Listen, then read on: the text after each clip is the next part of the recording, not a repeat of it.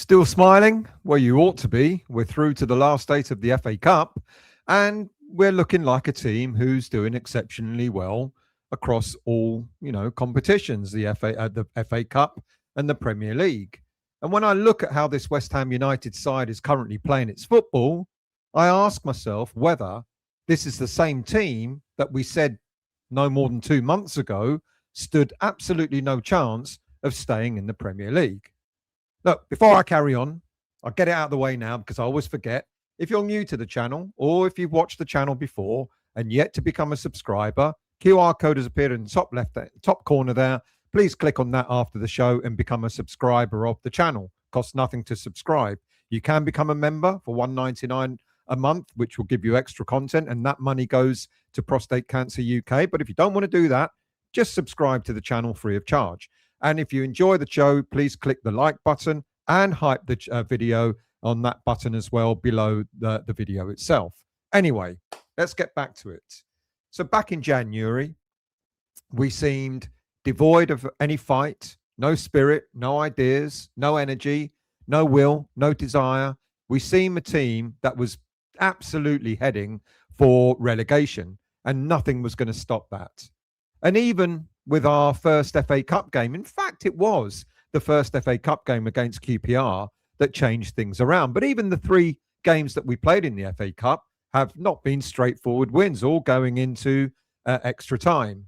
So have things improved? Well, yes, because a number of things happened in January that kind of changed everything. And we've been seeing the fruition of that in the previous games and in the cup game against Brentford on Monday night.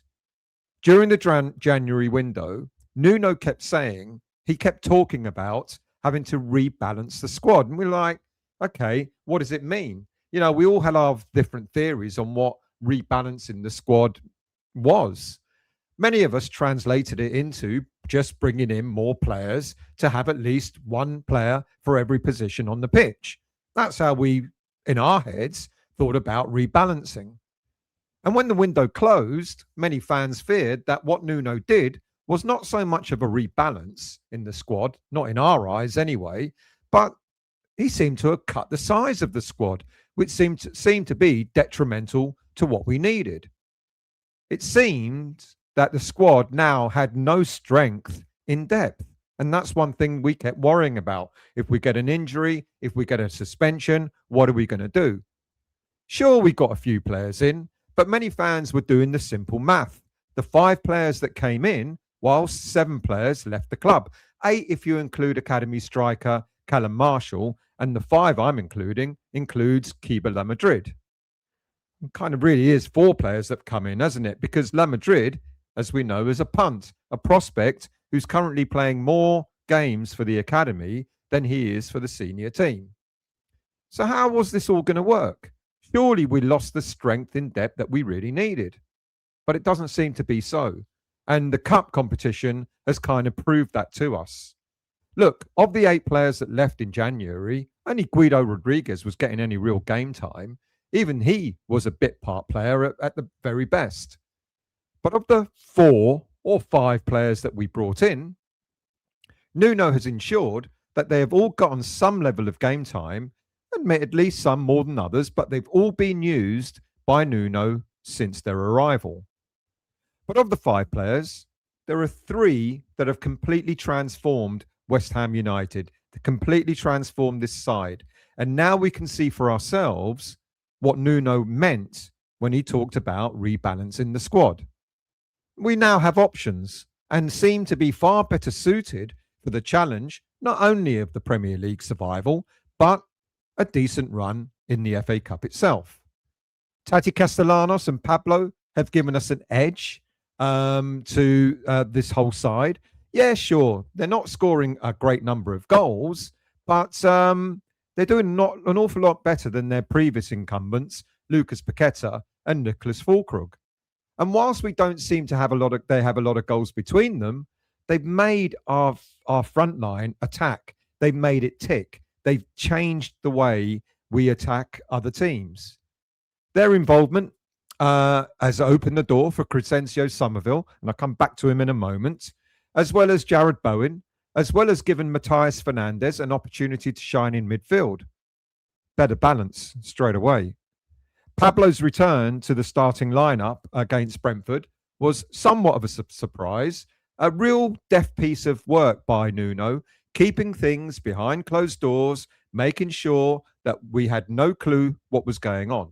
Sure, YouTube channels like this one and many other YouTube channels and all the ITKs thrive on receiving the most up-to-date information on player fitness, player availability, and all that sort of stuff.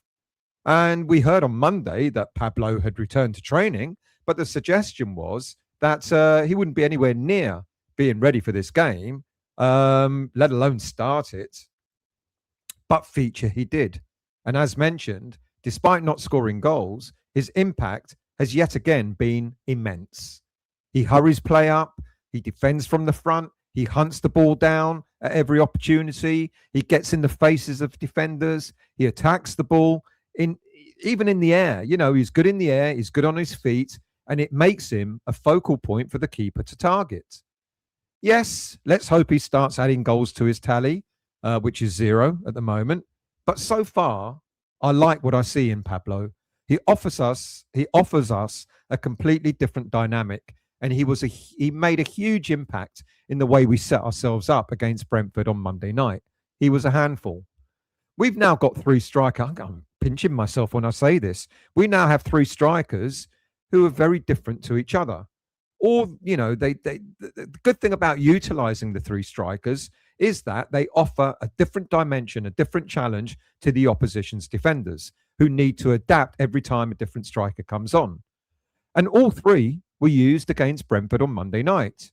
Another balance addressed by Nuno.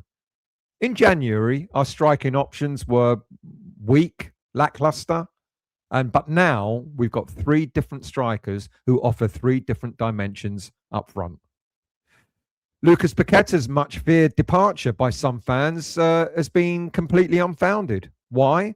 Because that's opened the door for Matthias Fernandes, 21 years of age, and he plays with such maturity. Because let's be really honest, he's going to become a much, much better midfielder for West Ham United than Lucas Paqueta ever was. Is that harsh? I don't know. He's a joy to watch. He's an absolute driving force in the middle of the park. And let's not forget Souček and Mohamedou Kante's contributions as well. The 3 of them work so tirelessly together in the middle of the park. Look, I really did I thought Freddie Potts was going to return to action on Monday night, but I'm glad to see Kante having been given another chance, because he had an absolutely superb game for such a young player who's got very little experience in the Premier League. If anyone had any doubts about the Frenchman's ability, then you've only got to see the standing ovation he got when he was subbed for Magassa on the 76th minute of the game. Ironically, that particular substitution, almost cost us the game, because a very out of sorts, I can't make him out sometimes, a very out of sorts Magassa came on and made a series of mistakes throughout what was left of the second half and into extra time. Look, the reason why I don't get Magassa is because I know there's a very good player in there, and I think he will get better. But he just had one of those nightmare games. The minute he came on, mistake after mistake, and it was worrying.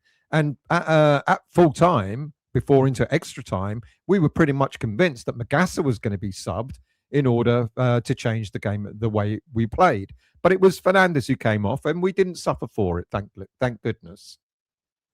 But another rebalance in January, which is probably the most important one, is, of course, the arrival of Axel Disasi in defence.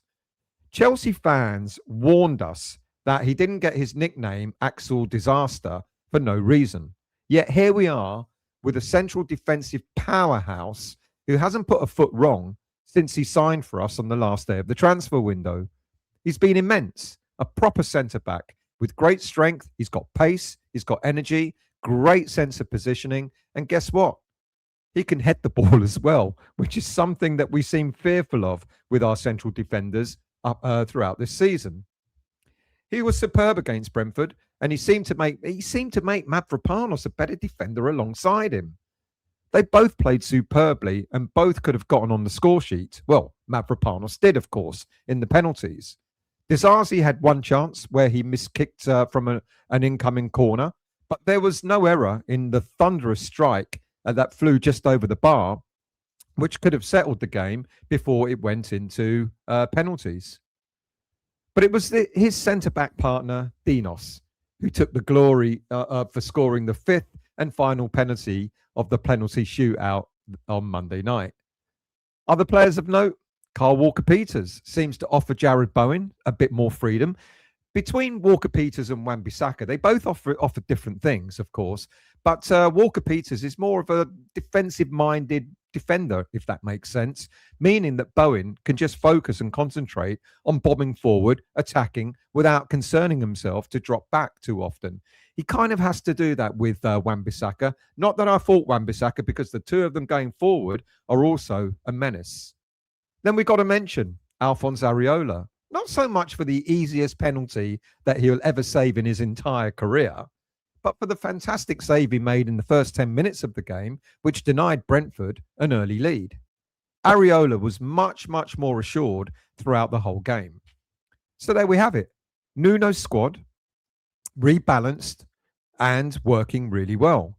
Sure, we've now got a concern with Crescencio Summerville. He had a scan on Tuesday, and it is his calf that's affected. Now, it is a concern that Summerville was still on the pitch and still running quite gingerly after picking up the knock. We already used all of our subs, so it was either playing with 10 men or keeping Summerville on to make up the numbers. I felt sorry for him because he was very, very uncomfortable. But you've got to trust the coaching staff. If they turn around and said, you can get through the game, then I guess, hopefully, the injury is nothing serious. I guess a calf injury or many other injuries, if it's a grade 1 injury, then it will take between 1 and 3 weeks to recover from, much like the one sustained by Pablo. If it's a grade 2 injury, it could take between 2 and 3 months to recover from. But if it was that severe, I don't think he would have been allowed to stay on the pitch. So I'm making an educated guess that it's a mild injury, a mild calf injury, and he could miss 1 or 2 games leading up to the international break. And those, of course, are against Man City and Aston Villa. Not ideal. But what would be sad for Crescencio Summerville is that he was on the cusp of being called up for the Dutch international squad. He's never had a full call-up yet. If he doesn't return before the international break, then that might just set back his chances of making the Dutch squad going into this summer's World Cup. But as for West Ham United, if Summerville is out for an extended period of time, then this is probably the chance for Adama Traore to step in, who, by all accounts, had a very decent first half against Brentford. I don't quite understand why he was taken off at half-time. That whole left-hand side, Ollie Scholes and Traore were taken off in place, and in return, Myers and Summerville came on.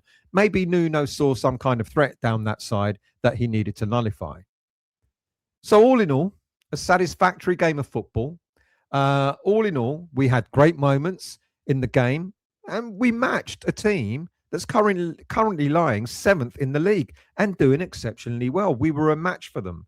Not only 120 minutes, we ended up playing 133. I was counting them. I started to count the extra minutes added on. 6 in the first, at the end of the first half, another 4 at the end of the second half, another 2 at the end of extra time, and another 1, or I don't know which way round it was, but 13 added minutes in total.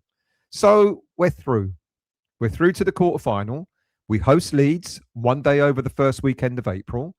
And then, if we win that, we're on our way to Wembley in the semi-finals. A day that I'm sure every West Ham United fan will relish. I guess we'll relish it even more when we go back there for the final. But making Wembley in a season that's been fraught, traumatic, not the best of seasons. And yet, since January onwards, we seem to be a completely different team to the one that started the season off. And the FA Cup run is the catalyst. We won against QPR, and we haven't really looked back since then. So long may it rain all the way to Wembley.